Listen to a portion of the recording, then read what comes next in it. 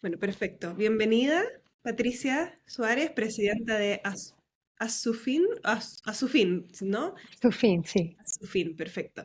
Tengo entendido que fundaste Asufin en 2009 y has sido la presidenta desde entonces, ¿no? Sí, correcto. Fundamos la asociación, va a ser ahora en julio 15 años, en 2009, en plena crisis financiera y desde entonces pues he sido la presidenta.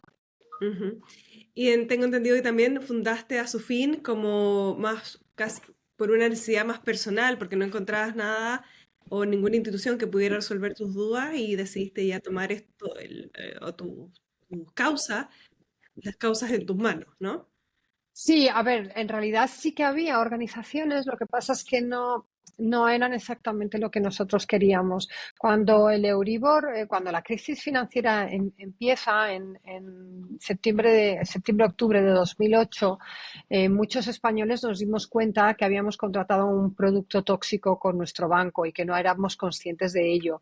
Cuando yo en enero-febrero me doy cuenta, ya estaba hablando del 2009, que no estoy sola y que hay más gente como yo, empezamos, digamos, una larga travesía por el desierto buscando una solución. En primer lugar, pues lógicamente las instituciones, ir al Banco de España, reclamar el proceso de reclamación normal. Luego quisimos reclamar, mostrarle a los políticos cuál era nuestro problema. Y luego también buscamos asociaciones de consumidores que estuvieran especializadas en temas financieros que nos pudieran defender. Pero las asociaciones que había en aquel momento, una de ellas ya ha desaparecido, de hecho, la otra todavía sigue, no nos terminaban de convencer, nos parecían poco transparentes o que no conocían bien el producto por el cual teníamos el conflicto con el banco. Y entonces, al final, después de dar muchas vueltas, sí que decidimos fundar a su fin la Asociación de Usuarios Financieros con una finalidad de hacer una organización más moderna, más accesible, con muchísima información al consumidor, porque nosotros éramos muy proactivos, entonces no queríamos un cierto tutelaje que había, ¿no? Trae aquí tus cosas y ya reclamamos y tú no tienes que hacer nada. Nosotros queríamos una participación activa de nuestros miembros y probablemente eso más la transparencia en la gestión fue lo que nos hizo fundar nuestra propia asociación en, ya te digo, en julio del 2009. Leyendo, repasando tus entrevistas, hay una cosa que me llamó la atención, que decías que cuando ibas a a estos organismos, por eso decía que no habías encontrado ninguno como que al final llenara totalmente tus necesidades y las de muchos, en ese momento era que te decían, escuchabas la frase que tenías más razón que un santo, pero entonces me imagino lo frustrante que debe haber sido en ese minuto saber tener la razón, pero no poder avanzar en el fondo. Sí, es que realmente yo tengo que decir que además yo tengo un añadido y es que yo venía de haber vivido muchísimo tiempo en México. Yo había vivido 10 años en México y cuando tú vives en Latinoamérica muchas veces asumes que vives en un estado fallido, en que muchas cosas funcionan pero otras no.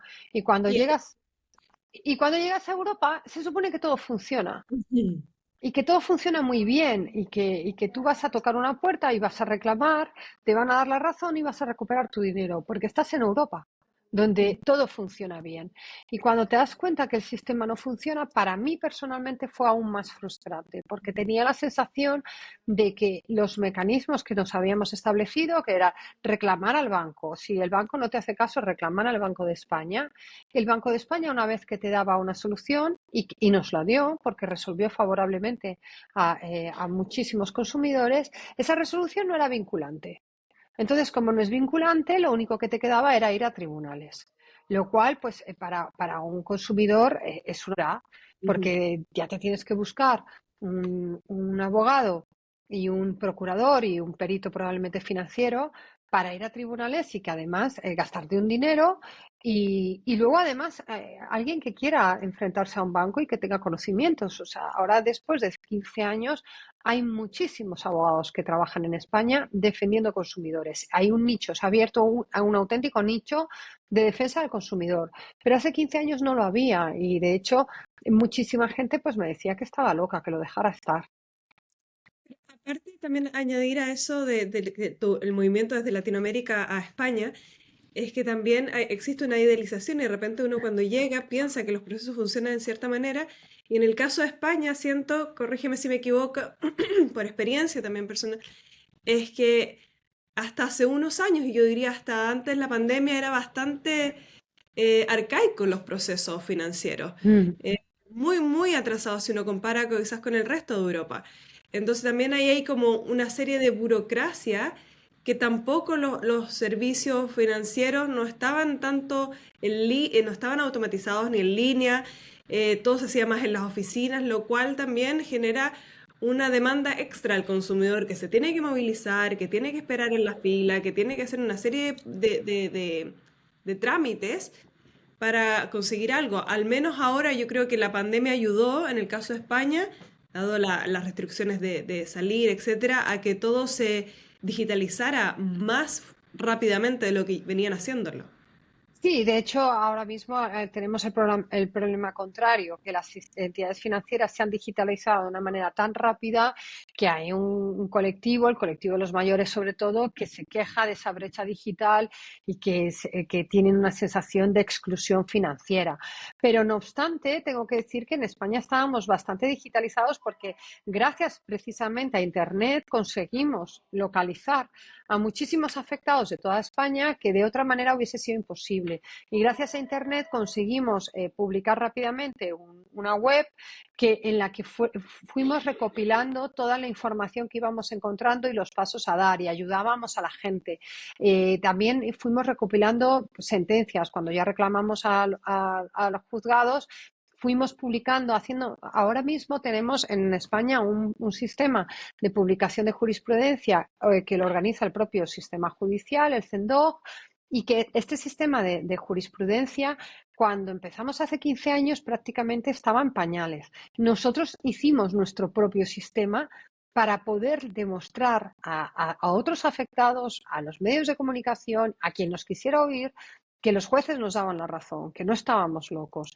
Y yo creo que esto también supuso un cambio. El que el consumidor, ahora que estamos hablando tanto de la información y la desinformación a nivel global, el que el consumidor tenga acceso a la información y pueda publicarla de manera transparente es una herramienta muy potente, que Exacto. permite la movilización estés donde estés. Y yo creo Ujú. que esta también fue una de las grandes características de Asufin. Nosotros durante mucho tiempo nuestra atención fue meramente telefónica y por internet y, y no hizo falta abrir una oficina abierta al público, ¿no? Claro, tomando en punto lo que decías, que fue tan rápido que incluso dejó de lado a la tercera edad, por ejemplo, los adultos mayores que tienen con esta brecha, pero a la vez también se ve en el mercado de los préstamos personales, que hoy día es mm, una gran tendencia, por ejemplo, los préstamos rápidos, préstamos online, préstamos en línea que se llaman. Eso ha crecido exponencialmente también. Sí, sí, sí, sin ninguna duda. Internet tiene sus pros y sus contras, ¿no?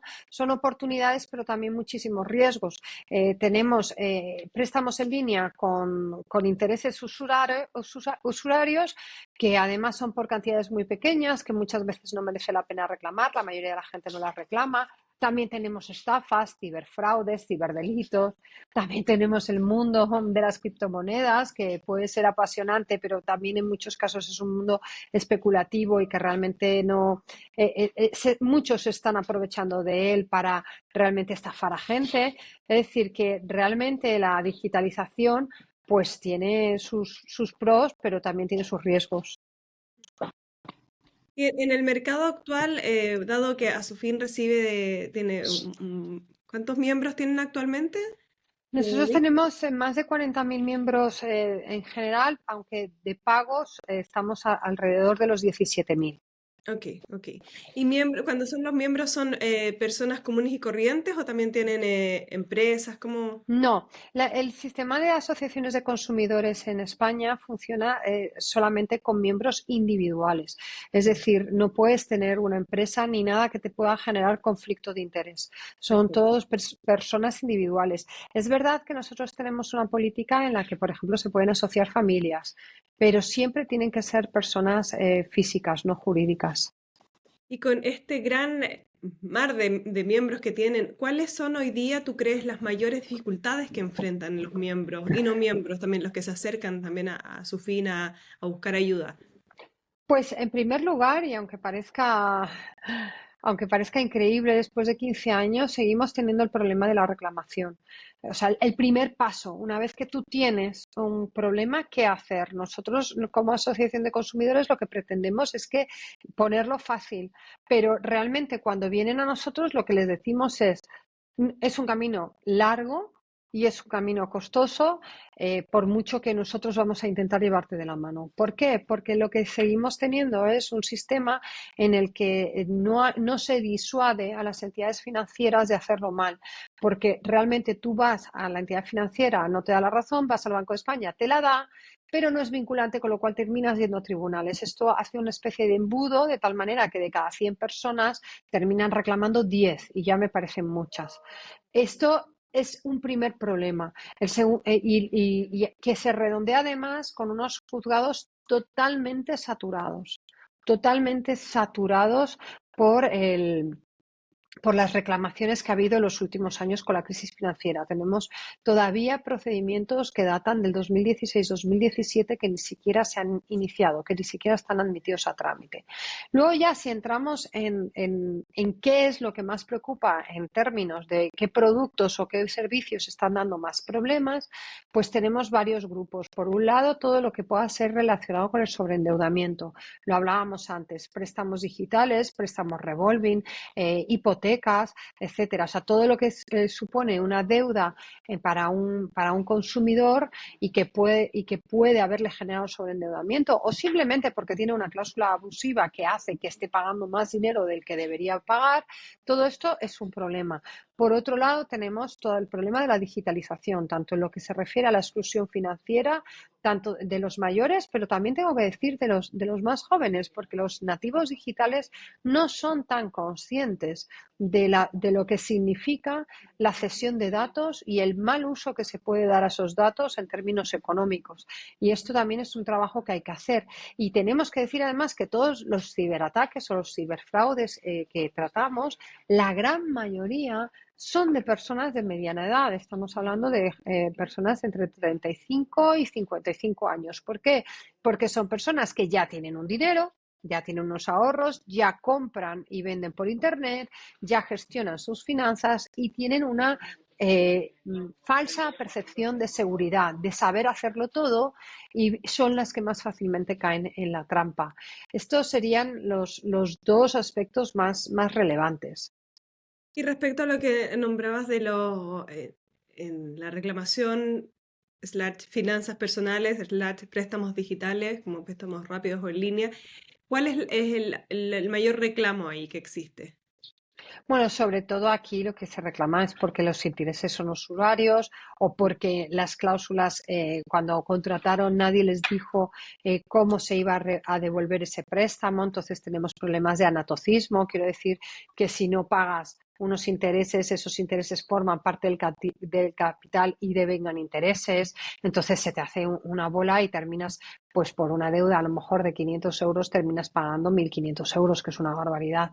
Este tipo de problemas son los que más tenemos. Y también es verdad que nos llegan personas que a lo mejor no tienen ni uno ni dos, sino que tienen muchos micropréstamos o muchos préstamos pequeños que lo que les ha generado es un sobreendeudamiento. Habiendo estudiado hoy día las tendencias de los préstamos personales, parece ser que hay un grupo, por no generalizar, un grupo de españoles, ya que nos estamos refiriendo a España precisamente, que buscan dinero de forma rápida sin tener ingresos que quizás puedan hacer frente a esa deuda y que en el camino no quieren ser rechazados. Entonces, suena un poco loco esta demanda, pero también existe mercado para satisfacer esa demanda. Dado que es así, ¿qué precauciones tú dirías a las personas que están en esa situación buscando estos préstamos, dado que lo están tomando igual y que hay entidades que los entregan también? ¿Qué precauciones se deberían tomar? Pues en realidad las precauciones no pueden venir solo del consumidor, por mucho que nosotros le digamos al consumidor que no tome un préstamo, que no puede devolver, si tiene esa necesidad va a ser lo que busque. Y yo creo que muchas veces el sistema tiene que ayudarnos a salvarnos de nosotros mismos, a protegernos de nosotros mismos, porque una persona que está tomando préstamos consecutivamente a sabiendas de que no tiene capacidad de retorno, se está entrampando y eso le perjudica a esa persona en concreto a nivel personal, pero también perjudica a todo el sistema, porque al final el encarecimiento de los préstamos tiene que ver con la capacidad de retorno. Cuanto más, yo esto lo explico mucho en las sesiones de educación financiera que hacemos, no es lo mismo una hipoteca. ¿Por qué una hipoteca es tan barata? En términos comparativos, ¿no? Con un micropréstamo, ¿no? Tú tienes la hipoteca, luego tienes una tarjeta de crédito y luego un micropréstamo, en términos de lo caro, de lo caro. Claro, la hipoteca en torno al La 4%. hipoteca ahora mismo está entre el 3,5 y el 4%, una tarjeta de crédito está en el 20-22% y luego ya si te vas a micropréstamos, estamos hablando incluso de TAEs de 100, 200, hemos visto hasta de 1000% TAE. Es exagerado. ¿Por qué? Bueno, pues la hipoteca lo primero es a largo plazo, una gran cantidad de dinero y en la que tu casa está garantizando el préstamo. Y el banco, además, ha hecho todo un trabajo de evaluación de tu solvencia para saber que tú realmente tienes capacidad de retorno. Entonces, el menor riesgo, más barato. Cuando te vas a la tarjeta, en la tarjeta lo que te han pedido son tus nóminas y poco más, saber cuánto ganas tú al mes, pero no se sabe cuánta deuda tienes, cuántos compromisos tienes al mes de pago, no se sabe. Te dan una tarjeta y te dicen, y tienes un límite de 3.000 euros. Pues te lo voy a dar al 22%. ¿Por qué? Porque estoy asumiendo más riesgo con la hipoteca, pero tampoco estoy asumiendo un riesgo muy grande. Y además las cantidades van a ser pequeñas, hasta 3.000, hasta 6.000 euros más o menos es lo que hemos visto. Pero en los micropréstamos lo que se da es que son préstamos muy pequeños y a muy corto plazo. Y además no te voy a preguntar si debes o no debes dinero, porque es muy poco dinero el que te voy a dar. Te voy a dar 300 euros, 500 euros como mucho. Y además te lo voy a dar a 1 o 2 meses. Entonces te voy a cobrar una gran cantidad. ¿Dónde viene el problema? Cuando la gente empieza a acumular todo este tipo de préstamos de distinto tipo y al final incluso pide préstamos al consumo para zanjar las otras deudas. Es decir, pides deuda para tapar deuda. E incluso hay veces que reestructuran y lo meten todo dentro de la hipoteca. Lo que este tipo de operaciones de reestructuración de deuda, si no están bien asesoradas, normalmente lo que hacen es generar más deuda, porque te están alargando el plazo para que tú puedas sacar la cabeza del agua, porque si te alargo el plazo y te lo meto todo dentro de la hipoteca, lo que va a suceder es que tú pagas menos al mes. Pero no significa que al final de todo el pago hayas pagado menos. Todo lo contrario, has pagado seguramente muchísimo más.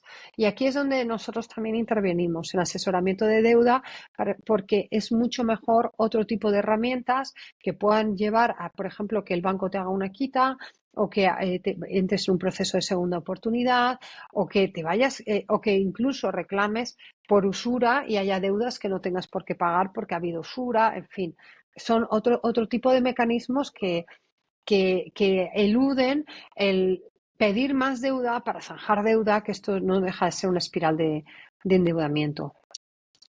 Pero hoy día, por ejemplo, ¿tú cuáles crees que son?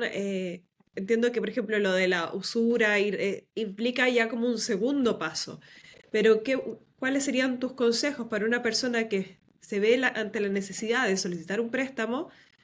¿En qué debería balancear, qué debería fijarse? ¿Cuál sería viendo el escenario también desde el punto de vista de los consumidores, si hay personas que efectivamente necesitan, que hay una necesidad real? ¿Cuál sería tu Bueno, yo guía? lo primero que haría es hacerme un presupuesto y ver mis ingresos y gastos y ver si realmente lo necesito o me podría quitar de otras cosas antes de pedir un préstamo. Además, es importante pensar para qué quiero ese préstamo, si es para algo que realmente necesito, para un proyecto, o realmente es para algo que deseo, que no es lo mismo desear que necesitar, porque muchas veces nos vemos con sobreendeudamiento por tener el móvil de la última marca o ropa de la última marca o el coche de la última marca, cuando realmente podrías tirar con, con modelos más antiguos, más asequibles, podrías reestructurar tu presupuesto para no aceptar tanta deuda, porque al final la deuda en sí misma no es mala, sino todo lo contrario. Tener la capacidad de endeudarte para sacar adelante un proyecto a largo plazo es uno de los mecanismos que mueven el mundo, porque nadie tiene el dinero aquí y ahora. Entonces, no es mala la deuda. Lo que es malo es no ser consciente de cuánto ingresas realmente y cuántos gastos estás asumiendo, cuántos compromisos económicos estás asumiendo. Y esto es lo que tienes que hacer antes de entrar a un préstamo. Tienes que parar. Tienes que parar y ver cuánto ingresas y cuántos gastos tienes y si te puedes quitar de alguna cosa. Y una vez que lo tienes, si tienes muy claro que sí necesitas ese dinero porque sí necesitas comprarte ese coche o hacer la reforma de tu casa o lo que sea, entonces muchas veces la mejor solución, y aunque parezca increíble, la mejor solución es intentar ir al banco, porque el banco va a evaluar tu solvencia y el banco te va a dar un préstamo más barato que lo que puedas encontrar por internet. Lo que pasa es que te va a pedir más requisitos y muchas veces lo que nos pasa es que lo queremos todo, lo queremos ya y que no nos pidan nada. Incluso hemos llegado a ver anuncios por internet que te dicen que te dan préstamos incluso aunque estés en el ASNEF, que el ASNEF es un fichero negativo de morosidad. Y esto, cuando tú has llegado a ese punto, es que tienes un problema muy serio, porque realmente te has convertido en una persona que no pagas y aún así sigues pidiendo dinero. Y existe, bajo tu experiencia, existe casos de gente que quizás, porque es muy común también es la solicitud de préstamo con ASNEF, micropréstamo con ASNEF, préstamo rápido con ASNEF, es muy común. ¿Existirán casos de personas que em, incluso puede ser positivo solicitar un préstamo con ASNEF para sacar lo que dijiste, Sí, cabeza? la cabeza del agua. Honestamente no lo creo. Yo creo que es mucho mejor parar e intentar reestructurar la deuda antes de seguir endeudándose. Porque Ujú, además los préstamos con ASNEF son los más caros, porque ujú. ya eres una persona de riesgo, lo dice, lo dice tu perfil, lo dice tu manera de pedir el préstamo. Eres una persona de riesgo y la manera de cubrir el riesgo son intereses caros, porque el que te presta sabiendo que tienes ASNEF asume que de cada 10 8 no le van a pagar. Entonces, los intereses que paguen los otros dos tienen que cubrir el default de los otros ocho. Claro, así es como funciona finalmente. Claro, es que funciona así. Yo te doy un préstamo muy caro porque tienes un perfil de riesgo porque sé que hay muchas posibilidades de impago. Ujú. Entonces, los que pagan tienen que cubrir los impagos.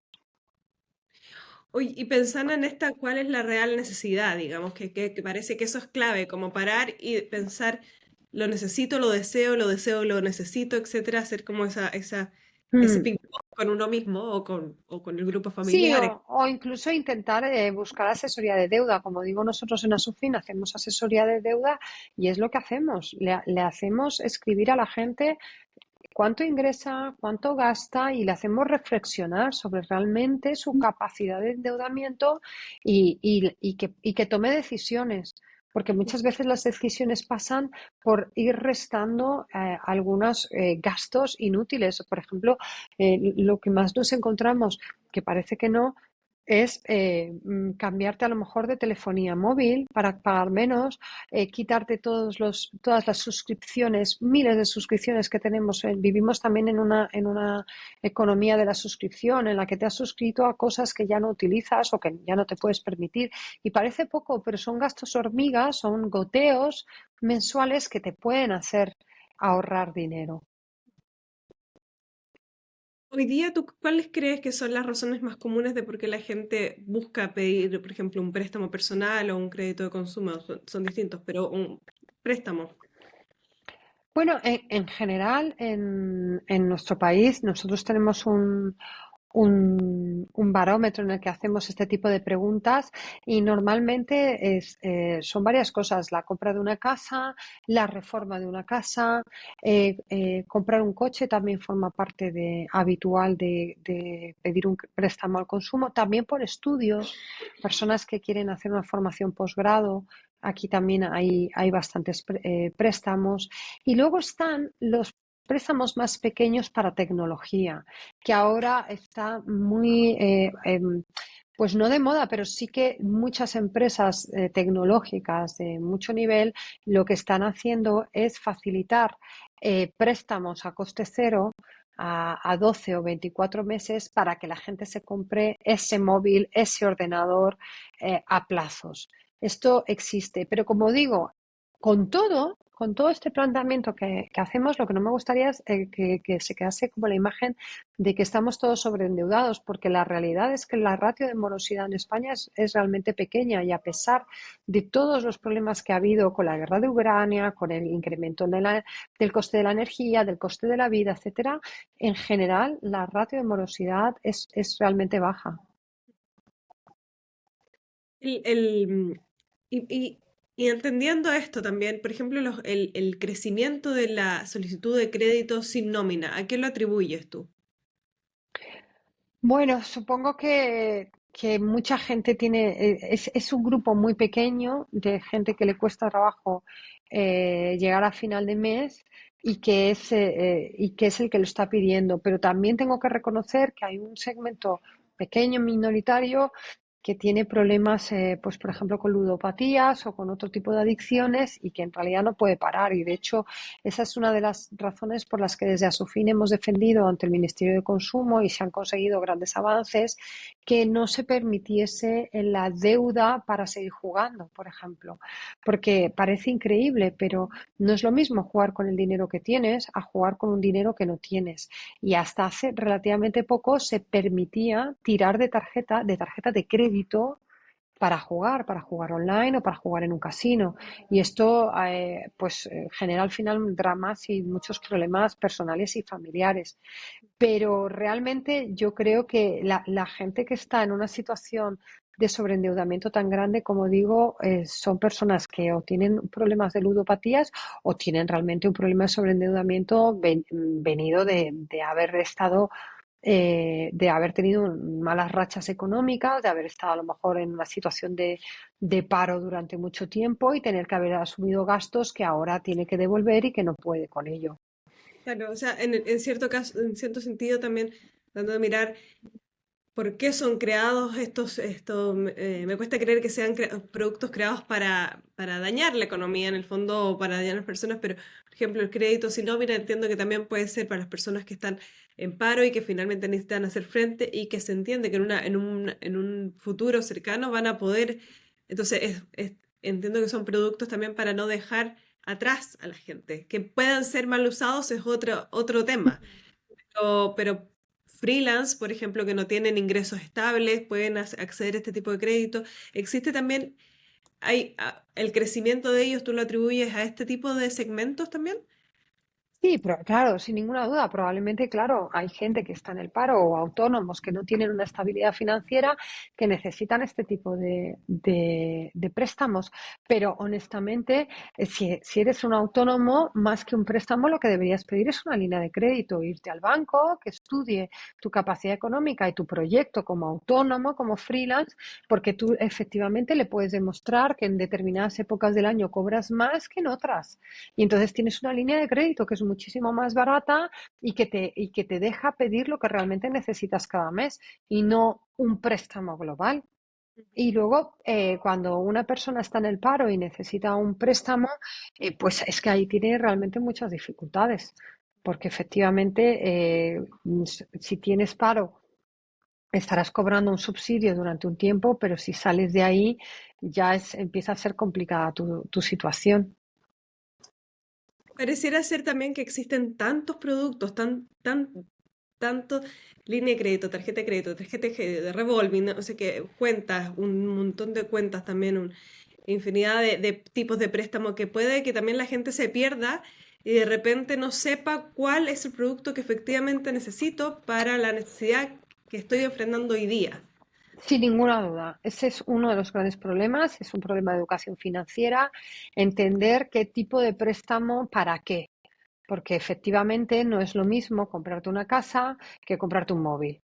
No Ujú, tiene nada que ver ni la necesidad económica, ni el importe, ni el plazo, ni el tipo de interés que te van a aplicar. Y en ujú, este sentido es verdad que es importante comparar. ¿Qué es lo que sucede cuando una persona busca préstamos con ASNEF digamos, en estos reductos ya de Internet?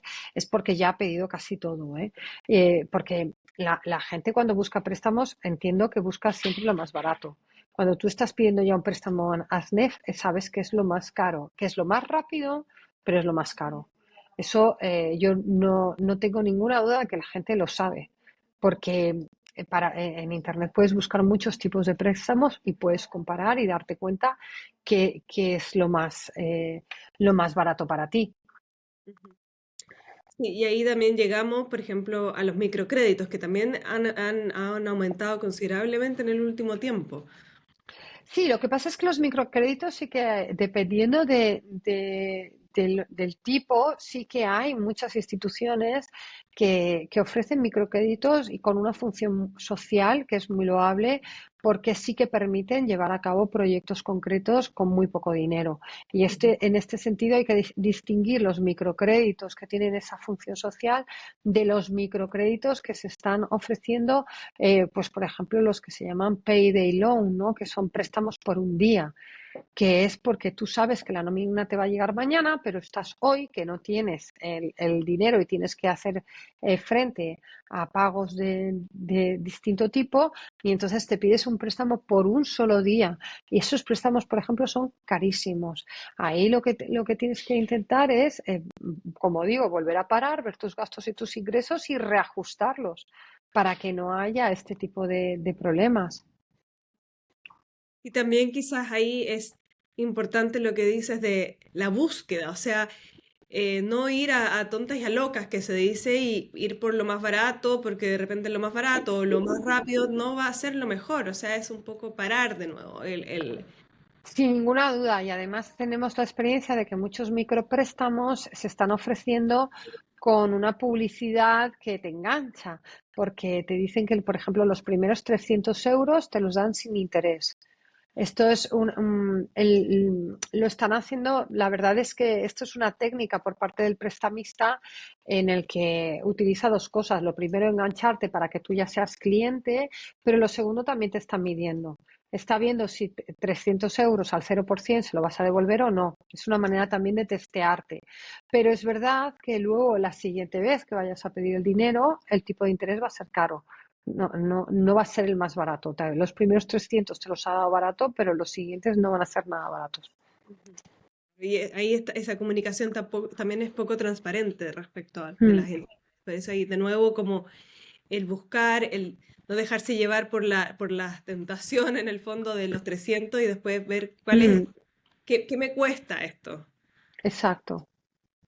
Oye, y una cosa que decías ahí respecto a las tarjetas que de repente de las líneas de crédito, que también puede ser un buen producto de utilizar, pero corrígeme si me equivoco, que tú tienes la visión también de los usuarios, cómo utilizan este tipo de productos, pero pareciera ser que en otros países se usan más estas tarjetas de crédito por el bono, el beneficio que entregan, porque tienen descuento, etcétera. Pero en España hoy día la tendencia pareciera ser que no tengo dinero y utilizo la tarjeta, o sea, es una forma de sobreendeudamiento más, no sé si controlada es la palabra, pero más que Bueno, no... que- hay que distinguir entre dos mecanismos, o tres casi, si me apura. La tarjeta de débito, que esta es lo que pasa, es lo que tienes. sí. Luego está el aplazado a final de mes. Esto lo hace mucha gente. Va gastando y a final de mes, cuando llega la nómina, pues te pagas todas estas deudas. Y luego ya está el aplazamiento revolving, que este es el que estamos ahora mismo hablando del 20-22%, y que en realidad es una pequeña línea de crédito. Lo que pasa es que en lugar de ir al banco lo tienes en la tarjeta, porque lo que te están dando es un límite, dependiendo de tu economía, de 3.000, de 6.000 euros, de tal manera que tú, conforme vas devolviendo el dinero, tu línea de crédito se repone. Me explico, si tú tienes 3.000 euros, te compras un frigorífico de 1.000 euros, lo vas pagando. Si dentro de un año tú de ese frigorífico has devuelto ya 500 euros, tu línea de crédito vuelve a estar en 2.500, porque, o sea, no en 2.000, sino que ya esos 500 que has devuelto vuelven a formar parte de tu capacidad de endeudamiento. Es un mecanismo que, si se conoce bien y si se utiliza bien y consciente de lo que te va a costar, el 20-22%, no es una mala opción para gestionar tus compras y tus gastos.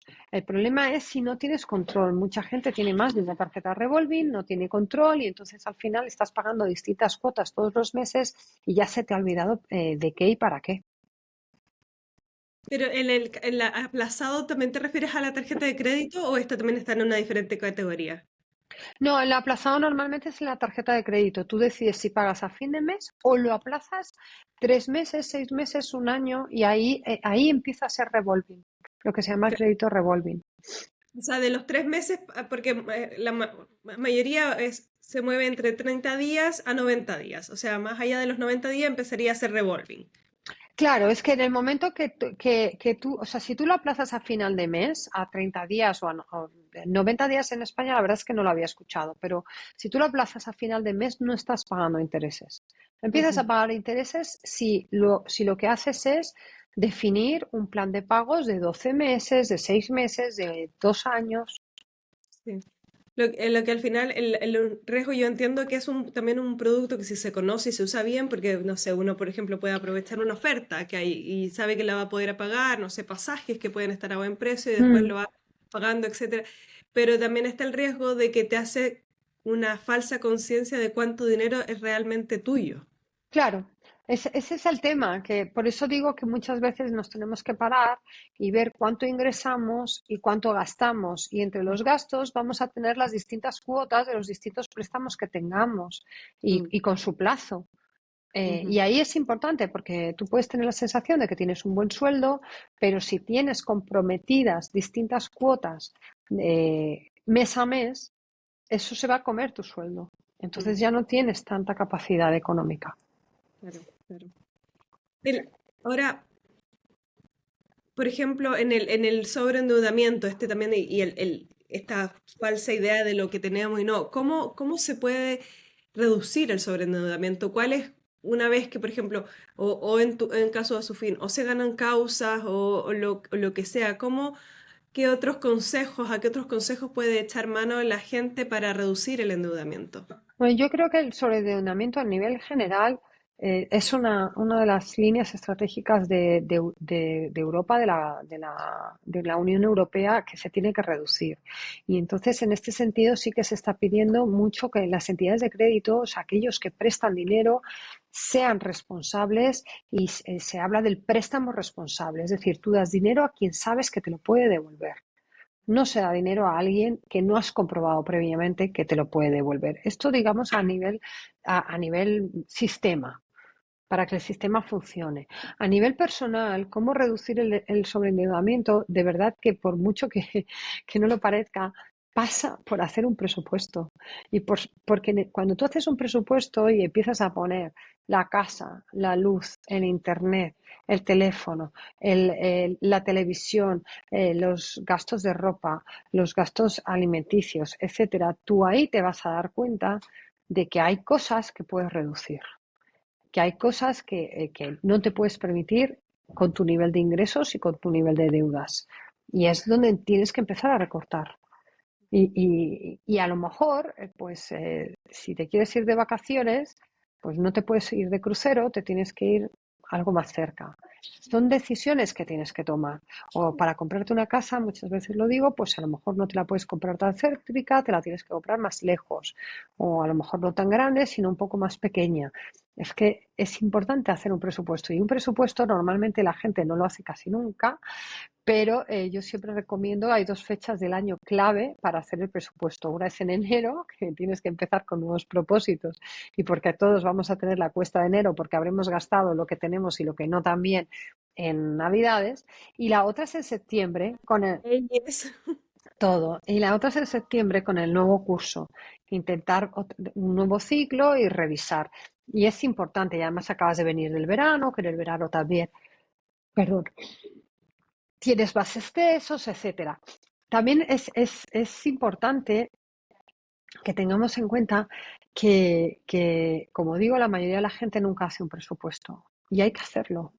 ¿Y cuál sería, porque presupuesto, todos entendemos la palabra, pero cuál sería así como si pudieras darnos Tienes puntos que, para hacerlo pues para... tienes, por un lado, tienes que anotar tus ingresos y por el Ujú. otro lado tienes que hacer paquetitos, paquetitos de gastos fijos, gastos ineludibles que no puedes prescindir de ellos.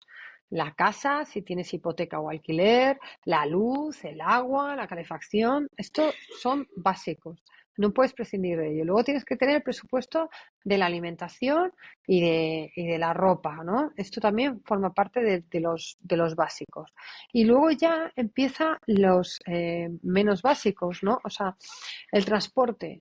Bueno, pues no es lo mismo irse en coche que irse en transporte público o en bicicleta, ¿no? Ahí ya puedes empezar a tomar también decisiones. Y luego también tienes que tener una partida para los gastos, digamos, imprevistos. Que se te rompa la caldera de la calefacción o que se te rompa una tubería.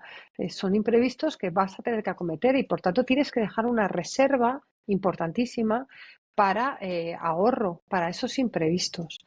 Por tanto, tenemos que definir los gastos fijos y recurrentes, los gastos más temporales, como puedan ser pues la ropa, el transporte, etcétera, y ahí tomar decisiones y luego tienes que dejar una partida para ahorro.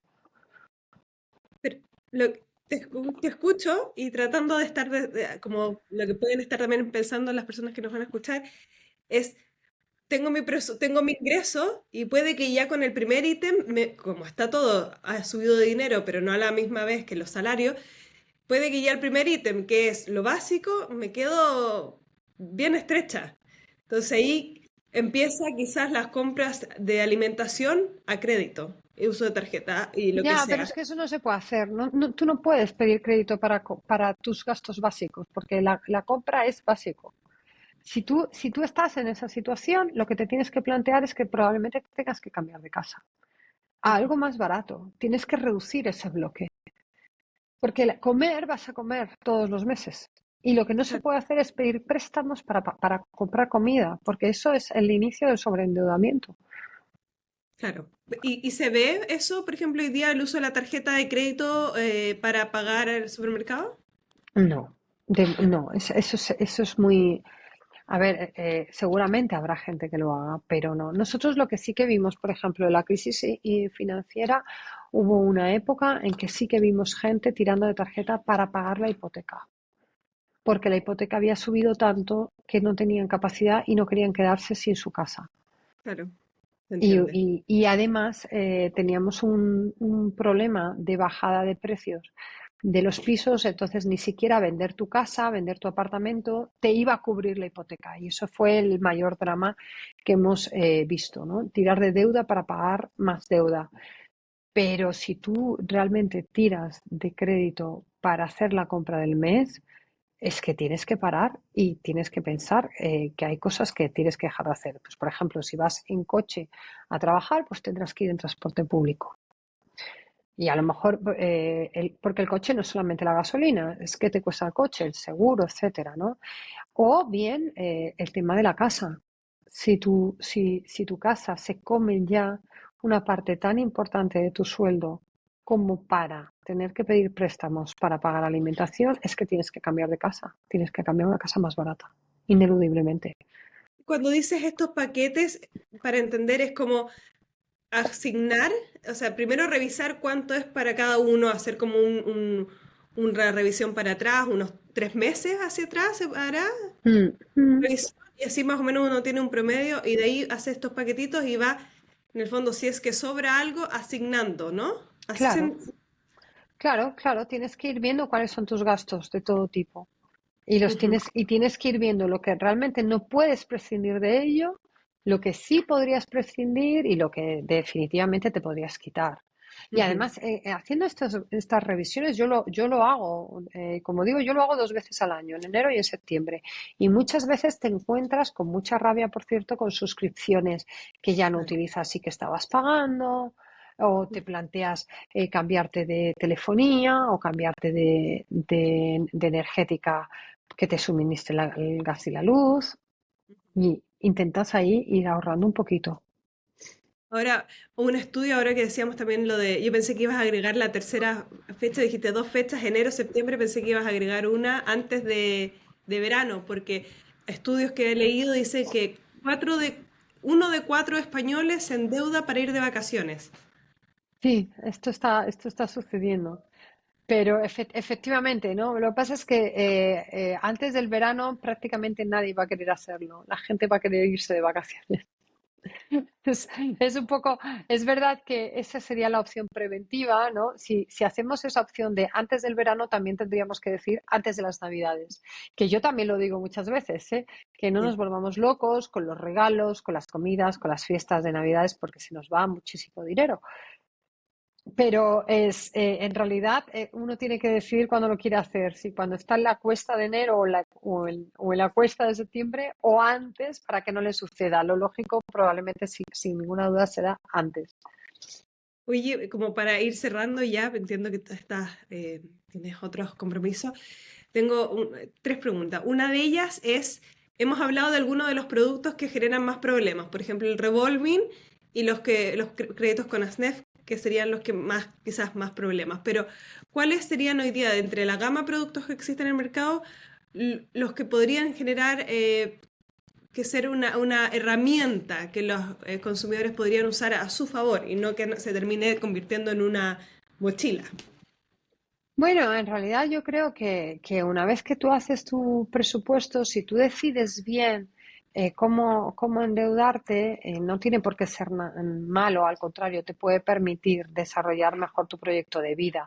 Otra de las cosas que podemos tener en cuenta, y es que esto es realmente difícil, es que los tipos de interés han subido, pero las cuentas remuneradas, los depósitos, la remuneración de los depósitos en general no ha subido.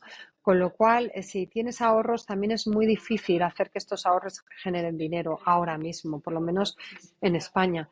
Y esto sí que es un problema.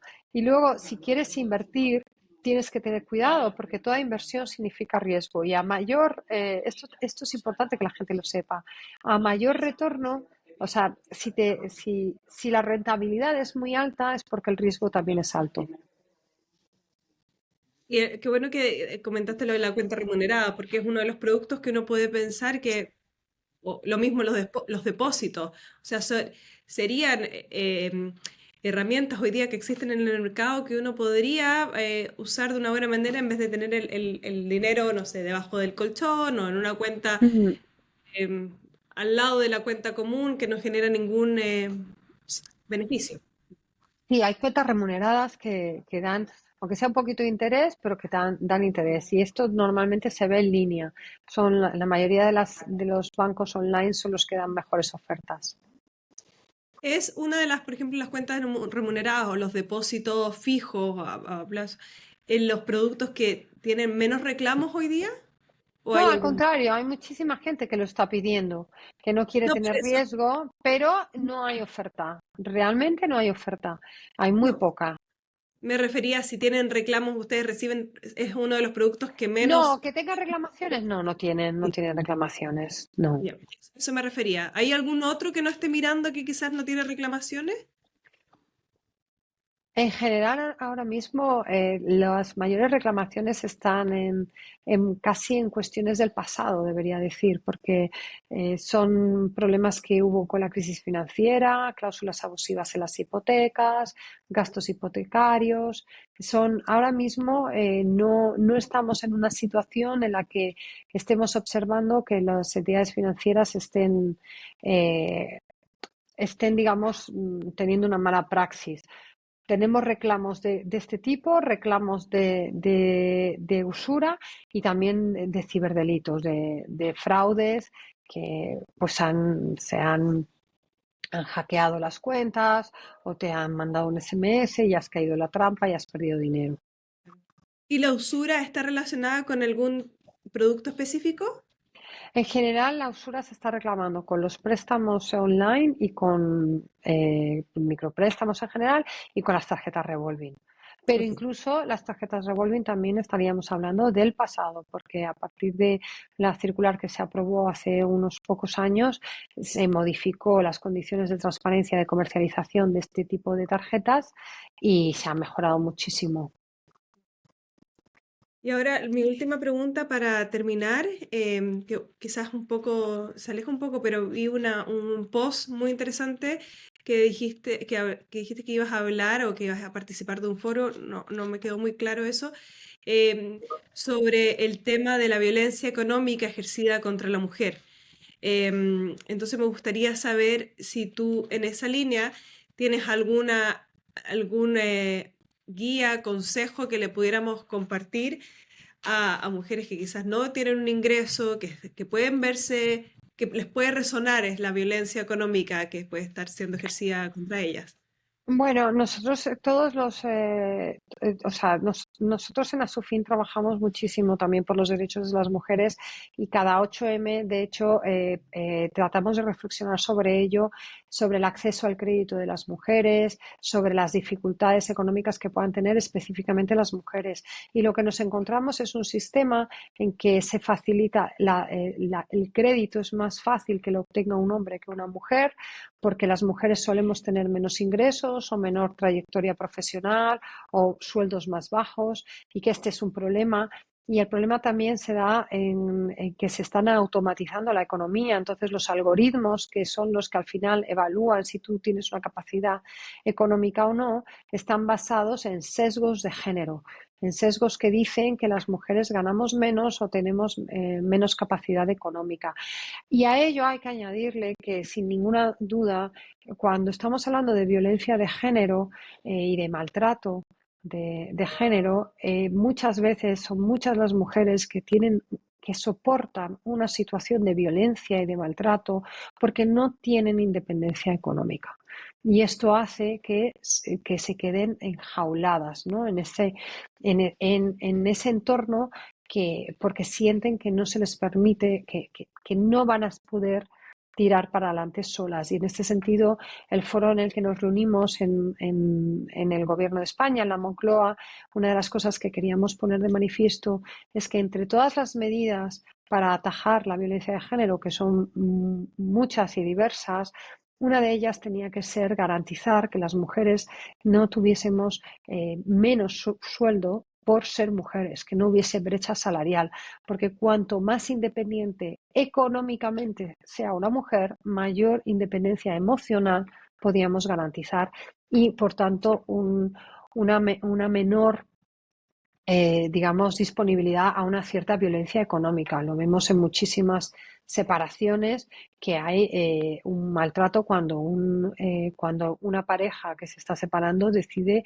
que deja de pagar la hipoteca o que deja de pagar la pensión de los hijos. Esto es una de las cosas que hay que trabajar para evitar que la separación de una mujer tenga, además del propio drama emocional, tenga también un componente económico que la haga vivir una situación, como decimos, de violencia económica.